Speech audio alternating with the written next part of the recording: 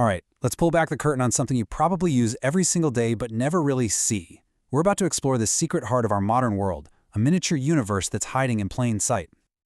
So think about it for a sec. Your smartphone, right? The car that gets you around. The high-tech gear in a hospital.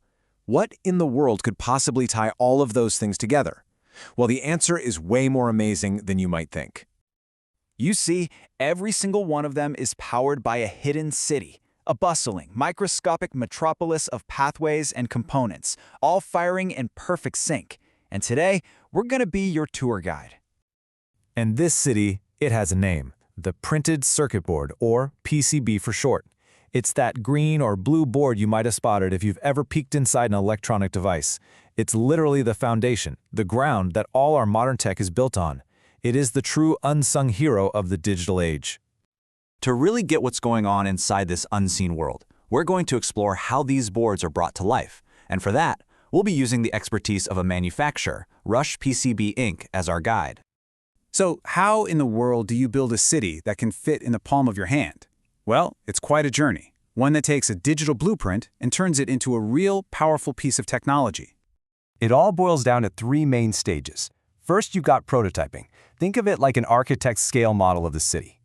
Then comes fabrication, which is like laying down all the streets and infrastructure. And finally, there's assembly.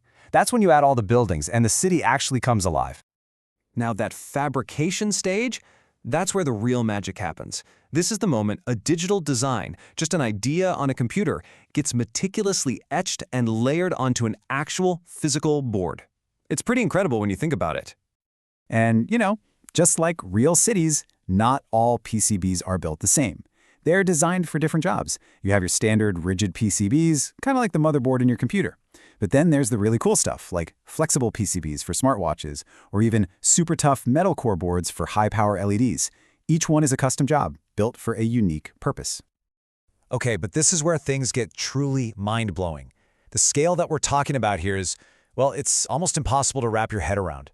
We're about to zoom way, way in on the art of microscopic precision. And this quote from Rush PCB just nails it. The stuff that really matters, the part that decides if a board will work for years or fail in a few weeks, is completely invisible. It's all happening under the surface. So let's look at the building codes for our tiny city. Check out that top line, minimum trace and spacing. A trace is basically a tiny copper road, and the minimum width for that road, and the gap between it and the next one is, well, let's just focus on that number for a second. 0.1 millimeters. It's so small, it's hard to even picture it. What does that actually look like in the real world? Get this. It's thinner than a single strand of your hair. Let that sink in. Imagine trying to build an entire electrical grid where the wires are finer than hair and the space between them is just as tiny. That is the insane level of engineering that makes your phone work. It's staggering. So once that unbelievably precise city grid is fabricated, what's next? Well, now it's time to populate it. It's time to assemble the puzzle by adding all the components, the tiny buildings, power stations, and communication towers that make it all function. And there are basically two main ways to do this. There's the older method, through-hole, where you literally stick the components' legs through holes and solder them. But the modern standard is SMT, or surface mount technology, where microscopic components are placed by high-speed machines right onto pads on the board's surface. And the process is the whole shebang. It's not just about placing parts. It involves sourcing every single one of those hundreds of components, using advanced soldering techniques, and even doing what's called a box build, which means assembling the entire final product, case and all. It's a true one-stop solution. So, we've seen the mind-boggling detail and the complex process. But let's zoom back out for a minute. Why does all of this precision and reliability matter so much? Because, this tech isn't just for toys.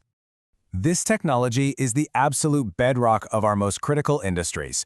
It's in the medical devices that keep people alive, the automotive systems that keep us safe on the road, and in military and aerospace hardware where failure is simply not an option. And that is why those industries need partners they can absolutely trust. When you're building a pacemaker or part of a satellite, you need a manufacturer with decades of experience, hundreds of happy clients, and a near-perfect record of delivering on time.